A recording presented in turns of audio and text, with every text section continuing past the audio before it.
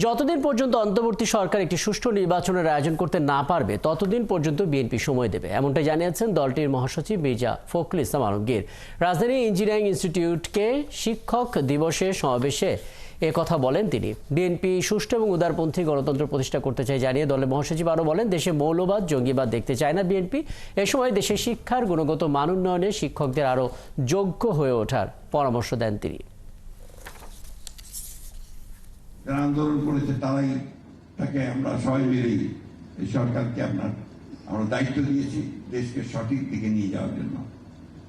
আমরা তাদেরকে অবশ্যই সময় দিচ্ছি, সময় দেব, কিন্তু বারবার প্রশ্ন আসে যে কতদিন সময় দেবেন। আমরা সেই পর্যন্ত সময় দেব যে পর্যন্ত একটা যৌক্তিকভাবে তারা একটা নির্বাচনের ব্যবস্থা তৈরি করতে পারবে। আমরা বিশ্বাস করি, রাজনীতি করি এবং আন্দোলন করেছি, জান দিয়েছি, প্রাণ দিয়েছি একটা কারণে, যে আমরা জনগণের ভোটের অধিকারকে প্রতিষ্ঠিত করতে চাই। আমরা গণতন্ত্রকে প্রতিষ্ঠা করতে চাই না।